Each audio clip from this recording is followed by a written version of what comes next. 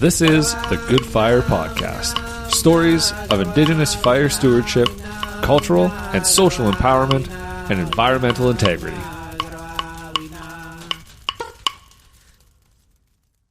Welcome back, folks. This is the final episode of Good Fire Season 2.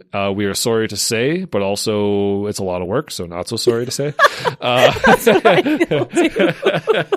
all my thank free God. time. Yeah, I know. All my free time has been gone for months. So exciting, but yet also sad and thankful. But it is the last one for now. I don't know if we'll do a season 3. That hasn't been discussed or thought about, but if we do, it'll be down the line.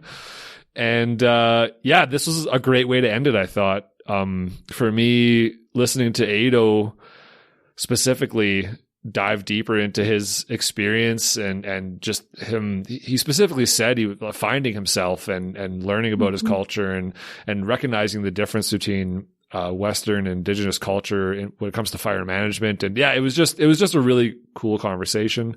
Unfortunately, we did lose Victor near the end. I think around 40 minutes in or something, we lose Victor. He just lost connection. And I point that out somewhere in the episode, but Ada was good enough to end with a great couple stories to kind of put an exclamation mark on things. So it was great. It was so good. Yeah. I mean, for me, it's just like this episode too. It's like, I don't know about other people, but I feel a lot of like sadness sometimes about, where the world is and, what things are looking like with fire management and just how frustrating it is sometimes. And I think Victor and Ado really ended us on a positive note here. Like they're just, Victor talks in this episode about, the importance of positivity and, caring for Mother Earth and how, things will always kind of work out. And yeah, for me, that was just meant so much. And then to hear, I always worry about the future of our communities and nations. And to hear Ado, being such a young man and just his passion and knowledge about it just makes me think like when we hear from lots of times folks will say to me, oh, nobody knows how to do cultural burning anymore. It's a lost art or something like that. It's like, oh, well, here's Ado. Yeah. We need a ton more Ados, and I think slowly we're going to get there. So for me, that was just inspirational about this kind of second part, was listening to both of those guys. Yeah, absolutely. No, it definitely was inspirational listening to them talk and just the like we said, I think the pride in Victor's face. Well, no one else could see it, but you and I saw it and we heard it, right? When Ado's talking and explaining his understanding, and it's a very, very cool episode. I think everyone's going to love it. It was, I agree. It ended on a positive note, on a good idea. So, without any further messing around, let's dive into this last episode. We will, we'll say goodbye when it's over.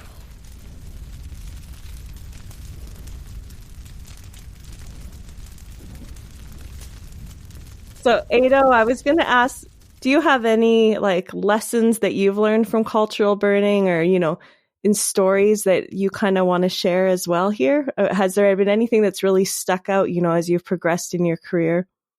No, well, when you were talking before about the structure and the governance of what we're doing and things, I've only just started with Firesticks. We've done a lot of stuff in the past, but now I'm actually employed under Firesticks. Congratulations. Yeah, thank you.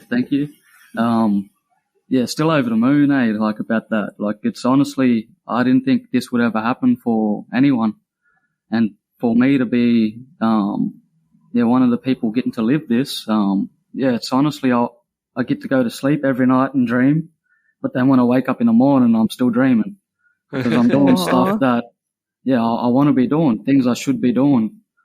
But the way we do it and the way we're connected and the way we support each other through Firesticks, because it's not set up, through a Western governance. It's all brought together through culture and the right way. And so the knowledge is safe, the sharing is safe, and the people, we're safe. I've never felt so supported ever in any job I've done. I've worked in bigger government organizations with a lot more employees and, should have stronger networks. But because the governance isn't right. People aren't there for the right reasons. For them, it's a job. I'm only here for my money. I'm here from 9 till 5. And after that, I don't care because I'm not at work at that time. But this is different because this is who we are. We're not learning what we want to be in the future. We're learning who we are now and what we should be doing now. And to know that and understand that and to practice that and live that, it's overwhelming. It is so uplifting and so fulfilling because growing up at school and going to a school and sitting in a classroom and reading books and getting told all these things, but what we was getting told was lies. They were lying to us. They were telling us, your people have died out. You know, your language is dead. Your culture is dead. All these things that we were believing and growing up and starting to accept and starting to go, all right, well, all our Aboriginal stuff's gone now. That's all dead and gone. And I might as well just accept this way of life because I'm alive today and I need something. I need to believe in something. And I don't know who I am because, yeah, our people are dead. So living and accepting that and growing up with that and then, leaving school. And it wasn't until years after school that luckily, me and a few of my good friends, who I call my brothers, were, somewhat sensible. We had this connection and this yearning for culture, and we didn't so much enjoy going out and getting drunk and running amok in town.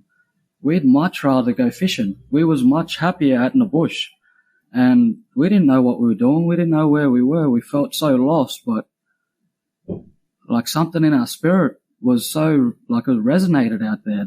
We felt so at home and this is where we wanted to be. But honestly, we were making up our own language. We were running around the bush speaking gibberish because we didn't have our language, but we'd see movies of other Aboriginal people with their language out in the country, talking to the ancestors and doing all this stuff.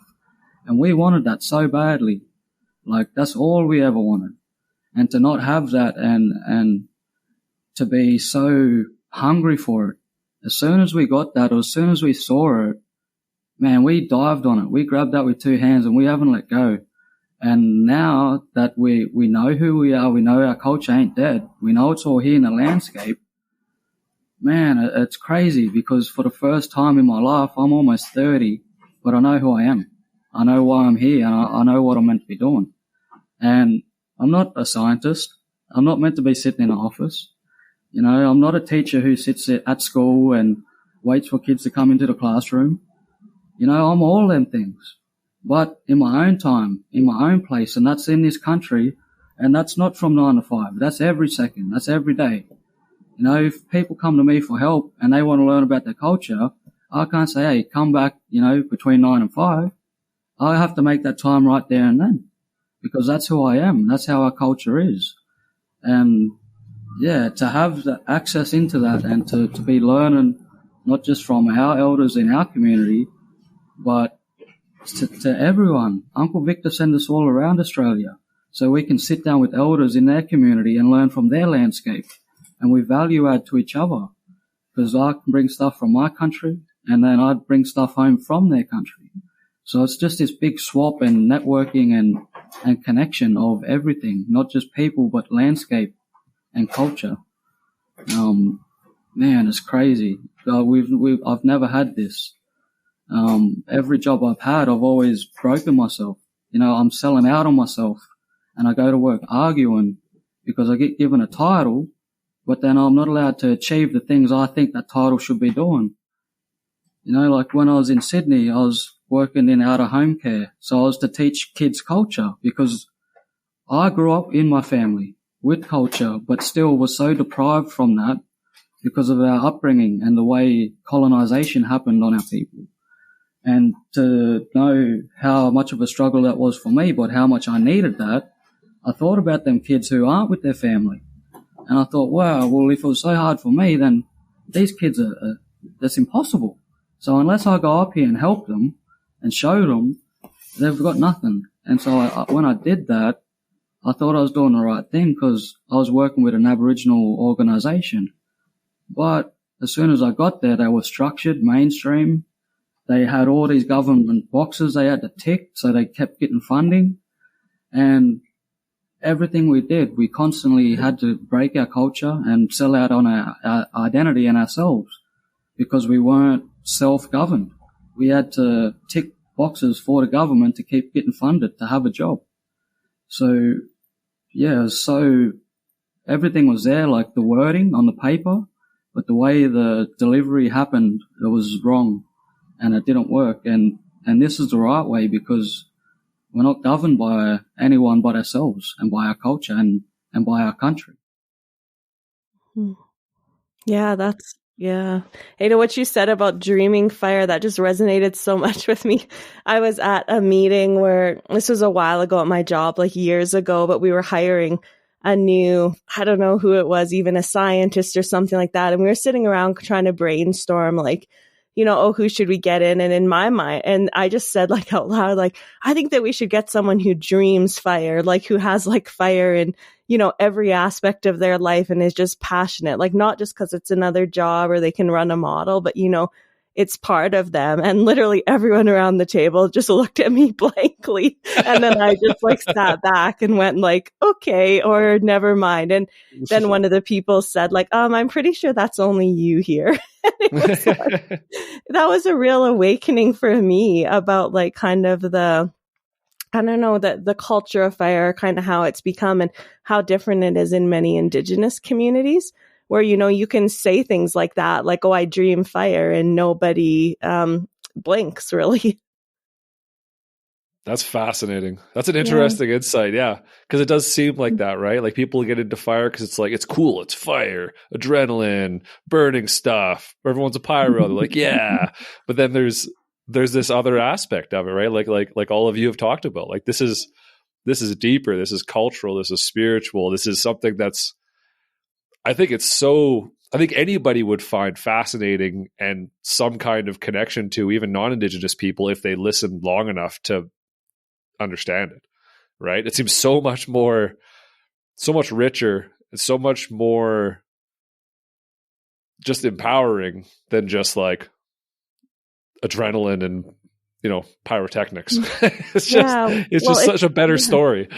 It's not just about fire, right? I think that's the big thing. It's about a lot. It's about everything. It's about who you are as a person and your culture. And so people think like when Indigenous people want to get into fire that, you know, they just want to go and burn or firefight. And it's like, no, that's not why we want to do it. Like, yeah, the fire is an important part, but it's about everything. Yeah, we still get all that adrenaline when we're out there doing that work, but yeah, it's so much better because after adrenaline's gone, you're looking at a healthy, good, beautiful ecosystem or landscape. And then you can pat yourself on the back because you just helped do that. You know, you've protected that place. But when them other mob go out and they torch it because they are pyros and they love watching stuff burn and get annihilated, it's crazy because the negativity and the energy, they kill it. They kill that place. And so after that fire, it's so dead and so quiet and so still, but they're all proud about it because they just murdered it and they killed it and they got that adrenaline. And yeah, so we get all that adrenaline, but it's better and way better because at the end of it, the results of and the outcome manifest that feeling, and it's so good. And that's why our people get healed. Because, like Unc said, that country has that power. And when we activate it and wake that power up and make it stronger, it resonates through us. And we become healed. It's a give and take. Like, we give to the country because we're always taken from it, and she gives back. Mm-hmm. That's right, yeah. And so what Ada has just demonstrated there is a few things, you know, like, you know, it's a job that people want to wake up to, you know, and that's exactly what we wanted all along. And so the stigma now that sticks upon Aboriginal people in Australia is not being able to be hard workers, you know, not wanting to do any work. And, you know, that's what has been cast upon our mob. I'm afraid that's different once we start creating jobs that are along the lines of identity, jobs that are so important in healing our lands into the future. All those sort of things start to show employment that those young people will walk straight up top of that mountain in no time. They skip up that mountain. You tell them in any other way, I'll go up that mountain and, and dig that hole for the gold. And they'll go up there, really tiresome way and not want to do that. And none of our mob want to go and dig the land. None of them want to go and work with national parks and torch the land the wrong way and burn the wrong way. It's a wrong feeling, and you don't get that connection in what we're doing. And so this is demonstrating employment in a way that is connected to so much greatness, where it's universally abundant, And when we structure this is just one little micro example. If we structure our society the right way, we'll have people who are just going to be so much more happier and doing things that they love to do, doing things that's connected to themselves in a more strong way, to their identity, and if not to them identity, then at least to Mother Earth. If there's someone who's not from Australia, but can actually feel connection in their own culture back in their own country and feel how it is important. I mean, if we're structuring our society this way, then we're going to get a lot more passion in the work we do, and we're going to have employment roles that are going to be amazing for people. And at the moment, we don't see enough of that. People are doing their jobs. They hate their job. They go 9 to 5.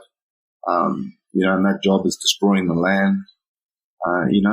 Who's happy in that role? And, they get a good paycheck in the end. But really, you think about it, where's the substance in that? So that's why what has been demonstrated now through ADO's response there is exactly what we're looking for. And that is people who are passionate about their work and not going to be going, well, I worked over the hours and I should get this much money and I should do this. And you have a workplace that is just, there's no passion involved. It's just about doing the work for the dollar. These guys out there, like they're saying, they live and breathe that position. They live and breathe that work, and that's who they are. They'll go right around the clock and looking after that fire with a payroll that only goes from 9 to 5. And that's the work that we need to put into to get more reward down the track. And so everyone understands that. And so we need to work in that space, and we need to structure our organizations in that space and bring back that passion in our communities, and not people who whinge about what they're not getting and what they should be getting, and structures like that just create, weak people rather than strong and passionate and wonderful people. And that's, again, where the system needs to change and support that. Because if we're aligned with the universe and if we're aligned with Mother Nature, then the abundance will be forever. You guys are way too inspiring. I just wanted to ask Victor. So, Victor, you always have such a hopeful message. And I'm just wondering, there's a lot of people that are scared about climate change. And I know we've had some really bad events in Canada and British Columbia and other places, with record fires, and then all of a sudden a few months later record flooding, and many Indigenous communities are feeling like things are really out of their control at the moment. So I was just wondering if you had any thoughts on like, I know it's a big question, but like any reassurance about as we enter into this kind of new era of a changed climate. Yeah, well, it's like I said before, we can't tell our children that we can't do anything about it. We shouldn't be saying that to our kids. And we see things on TV here in Australia. Oh, there's nothing you can do with bad fires. It's climate change now. It doesn't matter what kind of burning you do, you're not going to stop the fires. I mean, all that sort of negativity, that's what's leading here with the Western side of things in Australia. And it's so depressing. And it's not true. It's far from the truth.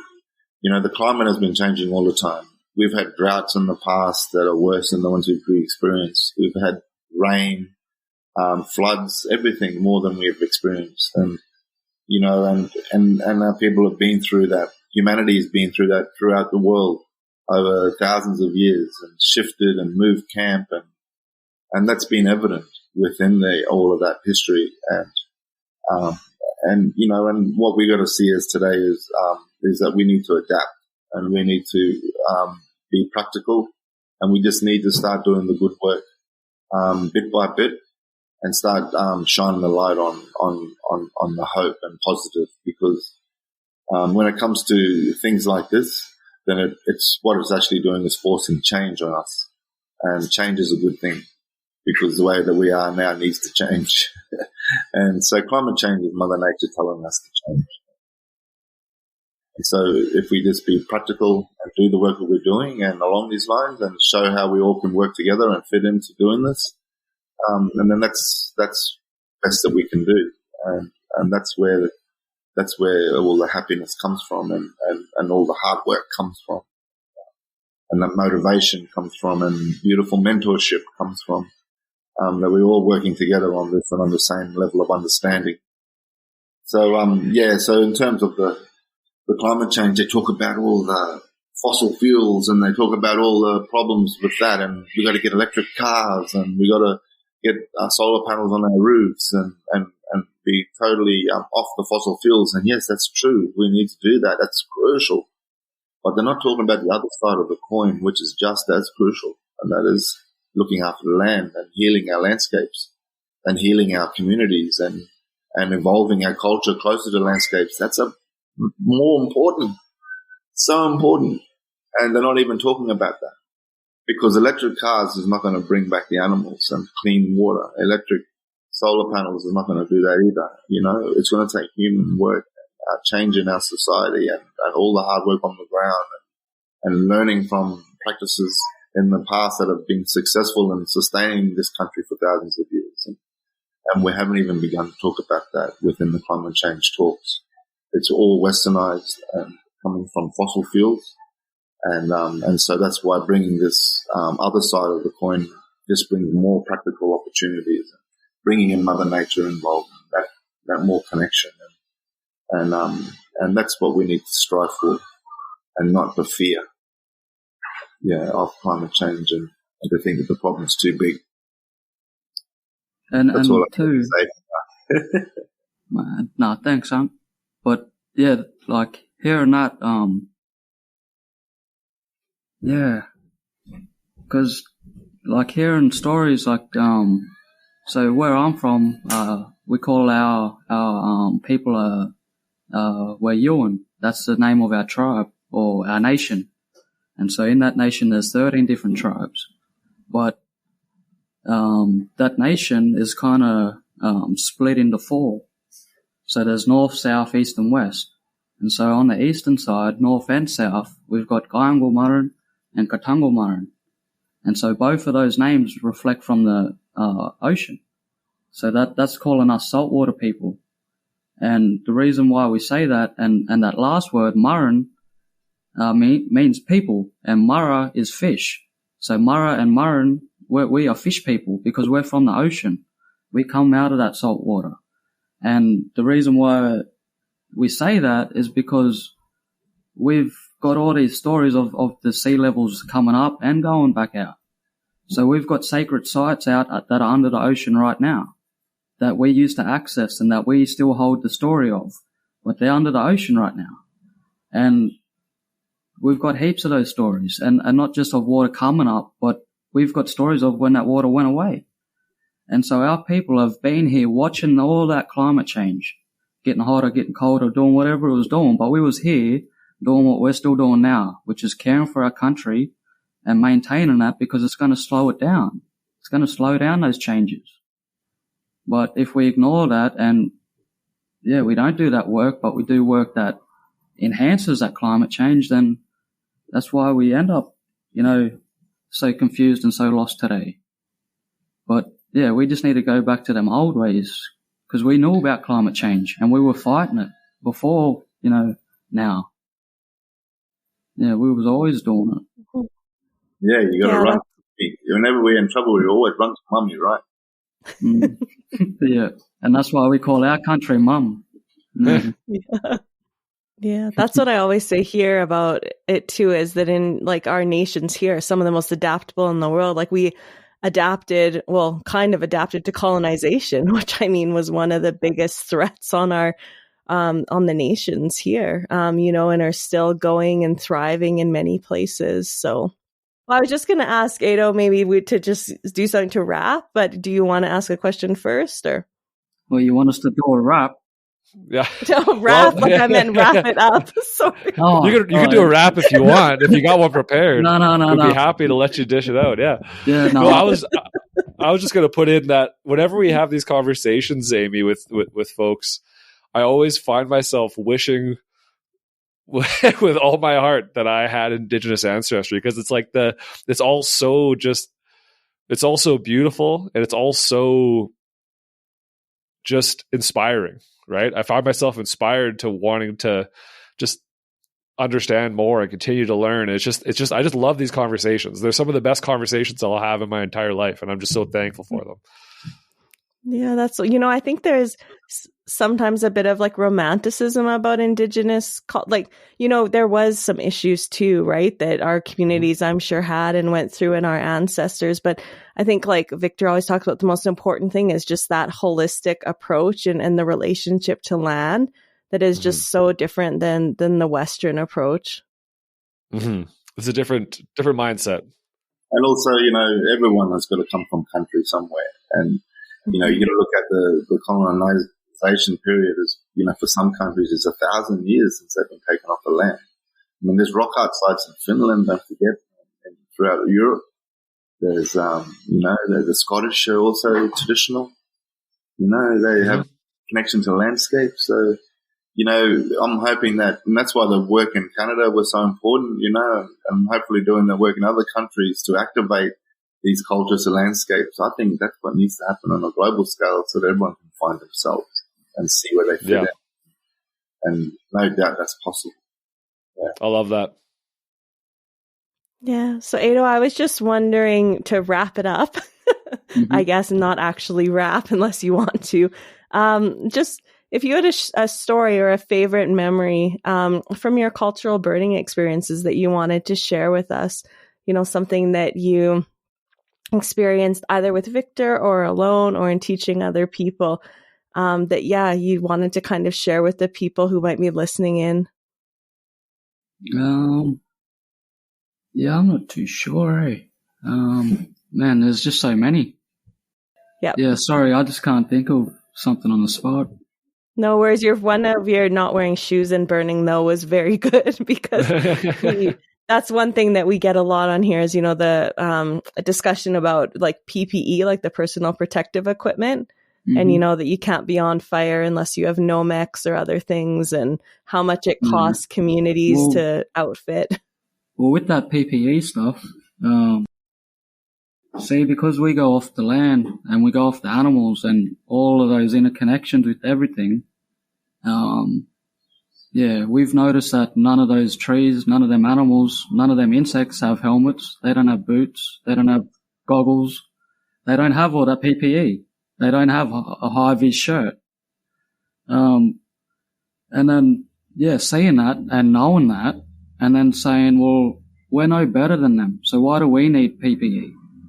And then when the RFS told us why we need PPE is to keep us safe, then we know straight away what they're intending to do is wrong and is harmful, because they need to isolate and protect themselves from what they're doing in that environment.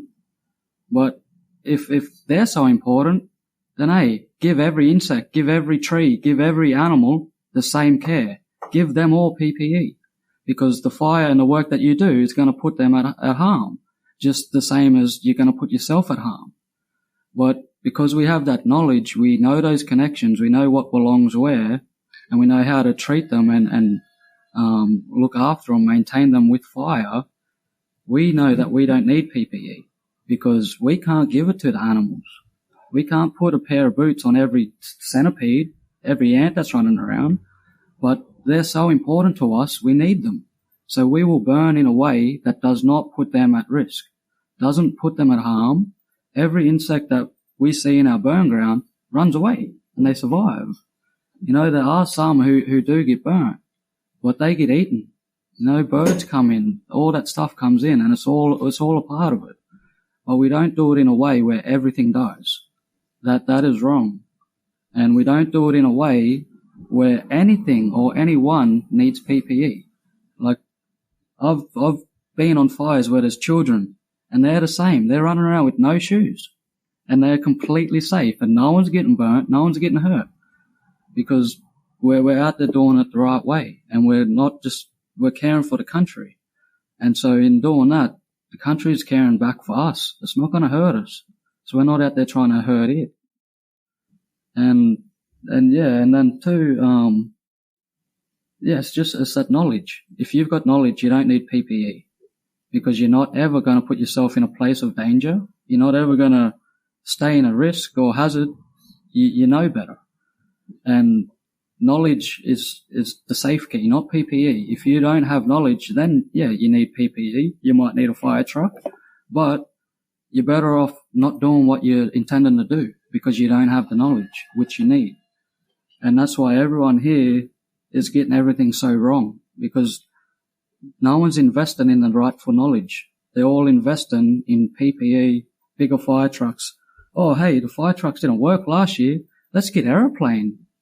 And hey, what's that going to do? Like, it don't work. We need to invest in that knowledge and prevent. That's the only way, is prevention. We can't fight fire. We have to work with it and put it in there. Because the more often we're burning, the less fuel that's on the ground waiting for a wildfire. And that's something that Uncle's taught us, is the more you burn, the less burns. And that's Victor, you must be pretty pumped. You must be pretty pumped about this, because for whatever you're doing mentorship wise, I think you're nailing it on the head, because Ado claims to be pretty new to this, but he seems like he has a lifetime of experience. That's why he's employed with Firesticks, because he's ready. Yeah. I'm just making stuff up. No, but seriously, Ado, I just feel so proud of you. And like to me, it's just makes me hopeful for the future. You know, I think like lots of times we see people like, you know, a Victor and like some of our elders here who have so much knowledge, and, you know, it's almost like a race to capture that knowledge, you know, before they pass away and take like their, you know, university of knowledge with them. And so for me to see someone like you coming up and just speaking, so eloquently and just, just so knowledgeable about fire, I just find it really inspiring. So good work to both you and Victor. Thank you. And I mean, Victor has an army of Ados, it sounds like, coming up too. But can I just add something to that? Of course, yep. Yeah, see, we was always told all this knowledge is gone. And it was crazy, because we, not only myself, but my community, we accepted that and we were believing that. But what Uncle Victor was showing us, and on the very first time we met him, our community questioned him, and they said, "You're not from here. How does your knowledge apply to here? Because we're not in North Queensland, and that's where you're from, and that's where that knowledge come from." Hold on. I got a stringy bark tree, and that's a stringy bark tree. So I'll just tell you about that. And when he was telling us about that, he goes, all right, well, that stringy bark tree, he likes this soil. So go dig up under that stringy bark tree and tell me what that soil looks like. And when we went and done it, we dug up, and hey, it was the exact soil that Unc said was going to be under that tree. And then he goes, all right, I got that bloodwood, and I know what soil he likes. So I bet if you go and dig up under him, you're going to find this. So we went and we did it. And then he pointed out another tree. All right, there's a gum tree. Now he likes this. So we went over there and we had a look and we dug around, and it was it. It was exactly what Unc said. And then he said to us, he said, the knowledge is not gone. It's in the landscape. And so after that and hearing that and then realizing that Uncle Victor is teaching us how to read. He's teaching us to read the landscape. And so after learning to read, you finally figure out, hey, all this time I've been dyslexic. The knowledge is not gone. I don't know how to read. But until Unc taught me how to read, I can now walk into any environment and it's like a book. It's showing itself to me. I can see its identity.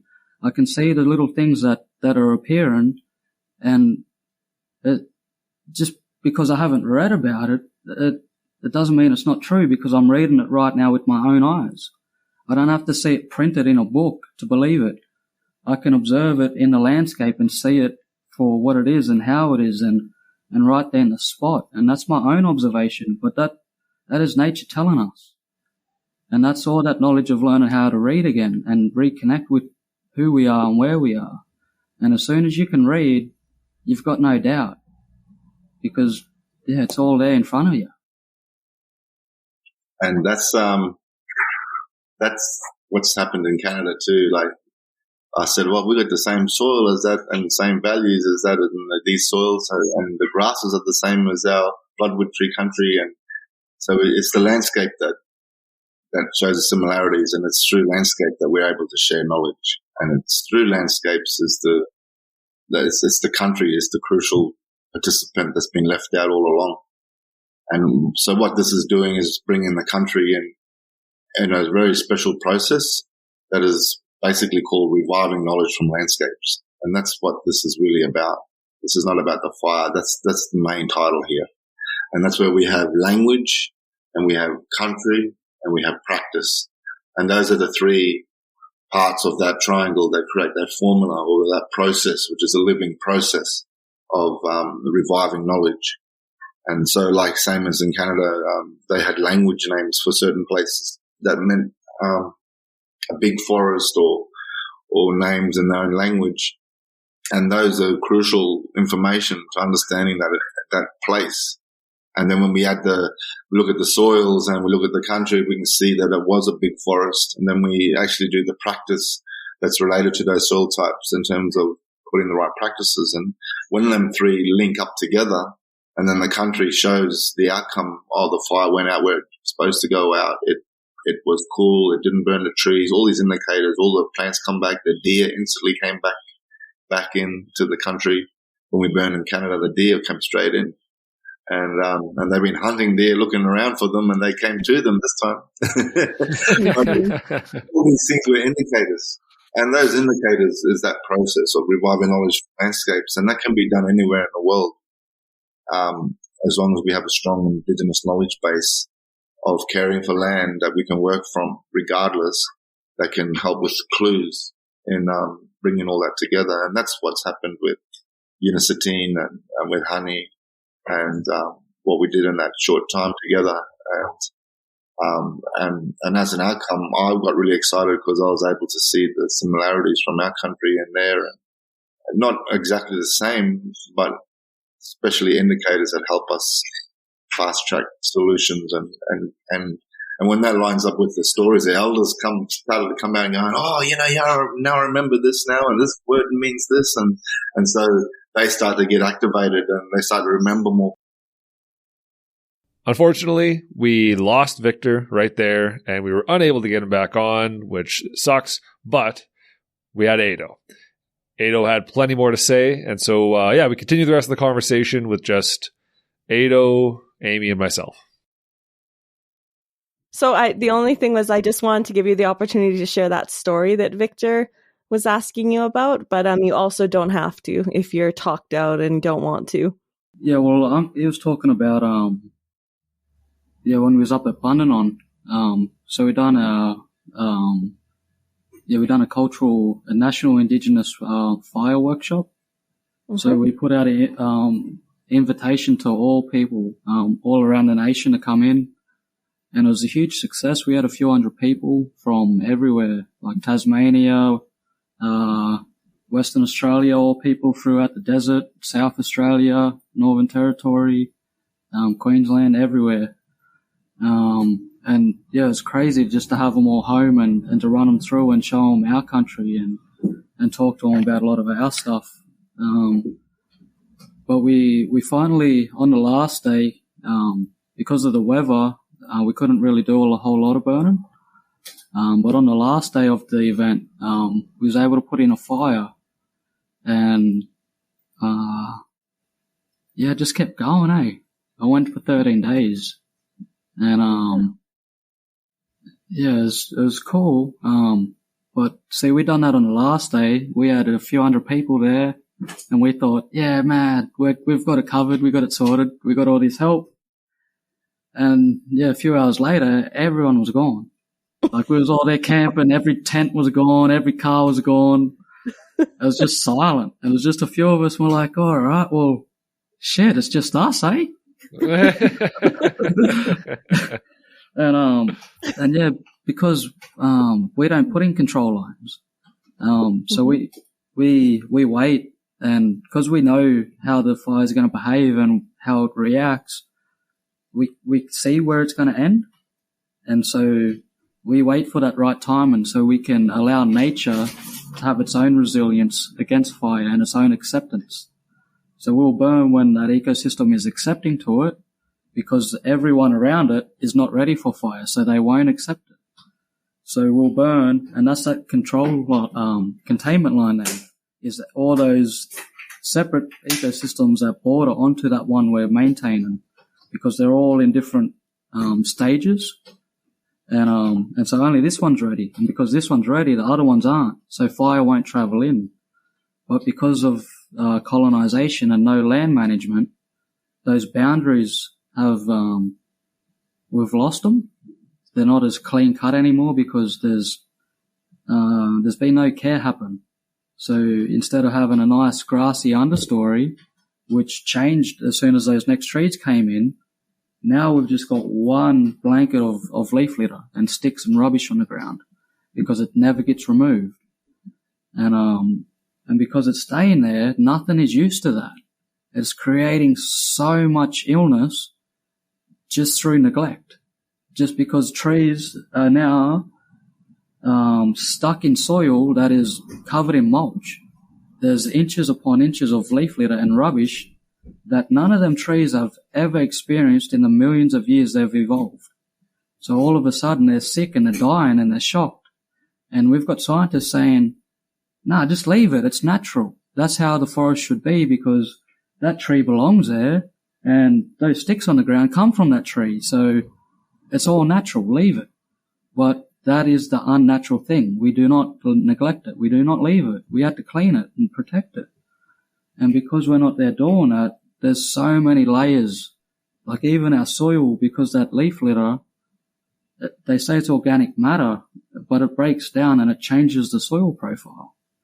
And so then all our seeds are coming up through soil they know, hitting this new topsoil that is full of bacteria that they've never experienced before. So all our seeds get sick and they can't germinate.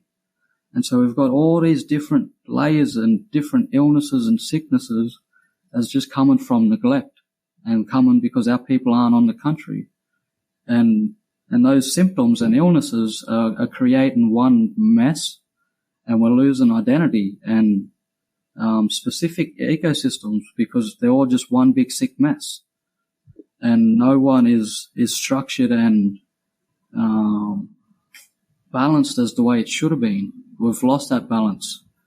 And that's why our fire, it didn't stop where it should have. And our fire, when we burned at that workshop, it burnt for 13 days.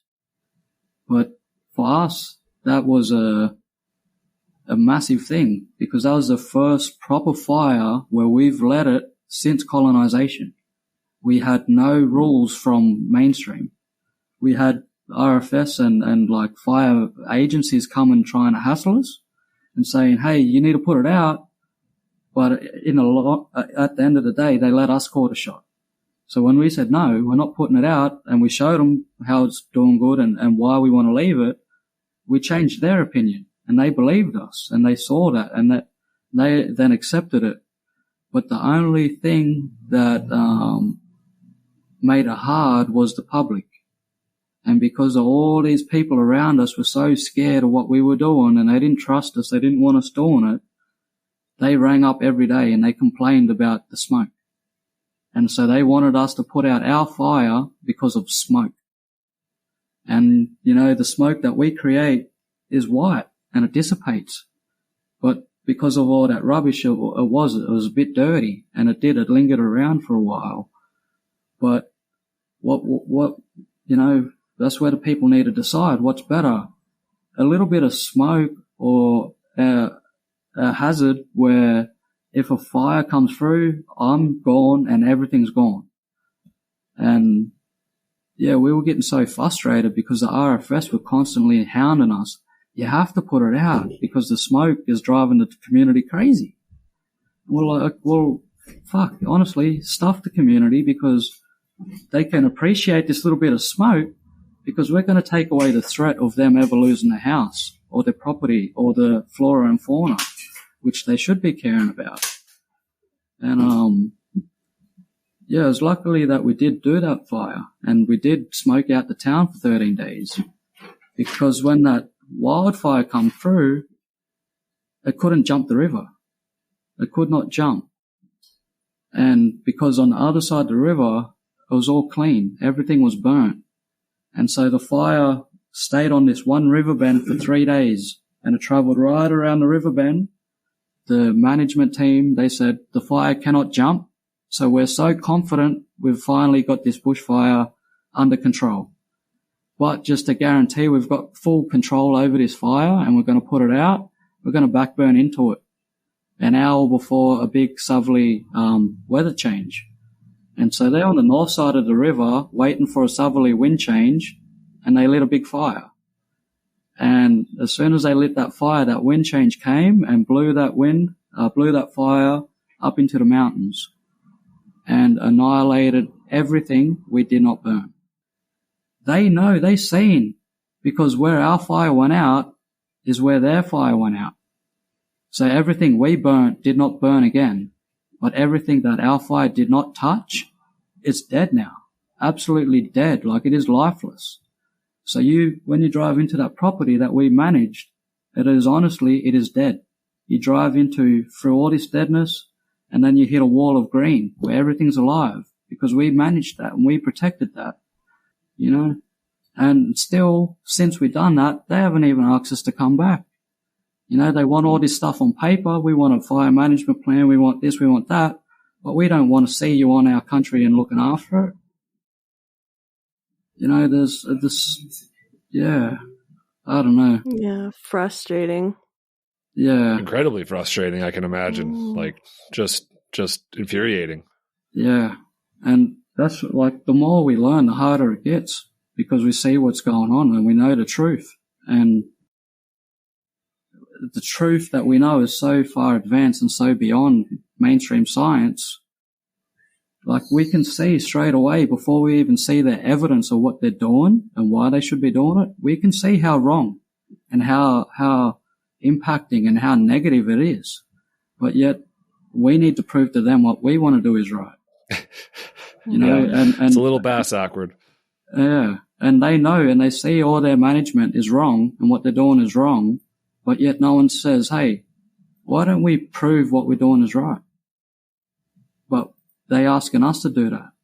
And we don't even have a chance to do it because they want evidence before we can go and do it. It's like, how? We can't just write a book based on factual evidence without doing it and observing it and writing down what we're seeing. Mm-hmm. Yeah, it's backwards. Sorry you had to experience that. Yeah. Yeah. No, I'm sorry that we all have to experience this because you get impacted by it too. And just can't say you don't because when our country burnt, the whole world got affected. Those smoke plumes went everywhere. You know, and I guarantee it wasn't just people in Australia who got sick from our fire. That smoke would have impacted people all over the world.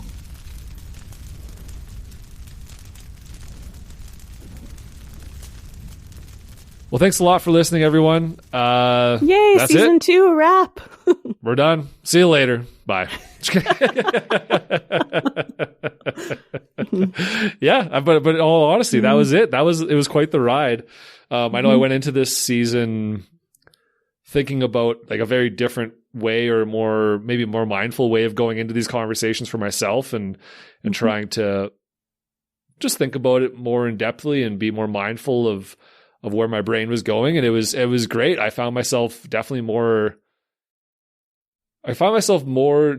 engaged in the conversation and thinking, stepping outside of my own realization, my own reality a little bit more, right? And trying to step into other people's shoes. So that was great for me as a non-Indigenous person being involved in this. It was very, very cool. So I'm super thankful for both seasons of this show and this one especially. It was so good. Yeah, and thanks to all of our guests too for coming on and spending the time. Like for some of you, you might not know, but it is a commitment, when people are so busy to come on a podcast and talk, and to Matt and all the editing that he does behind the scenes too is a lot of work. So really just thanks to all the guests and to you, Matt, for all your work on this one. And yeah, super excited that we're like almost done this one. And I mean, our last podcast, season 1, I think in our stats, we got up to the top 10 podcasts, natural science podcasts in the US, and number 5 in Canada for natural science. So hopefully we can, keep boosting that a bit higher, and then maybe we can come back for another season.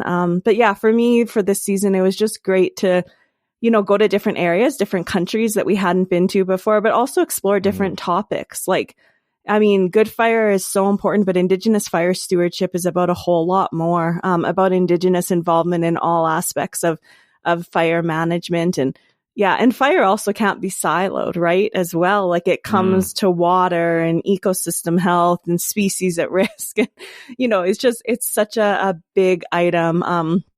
Anyways, so yeah, it was super fun to do this. And yeah, I just am so appreciative of all my pals who came and did this with us. Yeah, no, me as well. It's always an experience for me, and so thankful for everyone's time and for all of you for listening and for sticking through us for 19 episodes or whatever it was. If you include the couple teasers, I don't know, might have 21, I don't know. Yeah, who knows where we are. But I think too, you can always for those of you that don't know, even though hopefully we've promoted it a few times, Matt has a podcast called Your Forest, which is available on all podcast platforms. And it's another great place if you're interested in the topic to listen. And we'll actually probably be releasing a Good Fire episode, I think, with me on Your Forest. We haven't recorded it yet, and then you can follow us too on social media. So Your Forest is on Twitter, Facebook. I am on Twitter and post quite a bit on there about cultural burning and fire. So a great way to stay kind of in touch with us. Yeah, absolutely. Yep. What a ride. Thanks a lot. Yeah. This is great. Thanks to you too. Yeah. Maybe we'll do it again. We'll see. And be sure. The best thing you can do for us is to rate and review and share it and talk about it, and just the more you can chat up your friends about this, the more these kind of ideas spread and get out there and become more normal, and the more we can support Indigenous fire stewardship. So yeah, thanks a lot for everything. Yeah, I was just gonna say one story quickly I'll share at the end is, you never know the reach of this podcast. And when I think I've said when I put it out, it was to get, just to answer some basic questions about fire and to kind of platform some of the amazing Indigenous experts in fire. But yeah, I've just heard from some people, who I didn't think of when I initially started this. And one actually was from my friend, Dr. Alex Sahara, who is working right now with Prince Albert Grand Council. And he was telling me about the youth up in Prince Albert Grand Council, some of them that have been listening to the podcast. And he showed me some of the art pieces that 2 of the youth created while listening to the podcast. And I mean, they were just amazing. And, they're in one community, they're going to be trying to bring back good fire. And, some of the youth are now going out and talking to their elders. So for me, that was just so meaningful. I think that's, what we really want from this, is just to build those relationships within nations to bring back fire. That's incredible. How come you haven't showed me these paintings or art or whatever? It was actually just a few days ago in a meeting. Okay. All right. Well, I'll see it. By the time this is released, I will have seen it. Yeah. I was like, what amazing art. And he's like, oh yeah, they drew that while listening to Good Fire. And I was like, oh my goodness, that's awesome. That is awesome. I mean, yeah, it makes you feel so good. Hey, like it's cool. It's cool to know that we could be a part of something that can spread these ideas and get them out there to folks so that they can take it up and make it part of themselves. It's awesome. Yeah, I love it. The power of the pod. The power of the pod power. All right. All right. Well, Take care. We'll see you around. See you later.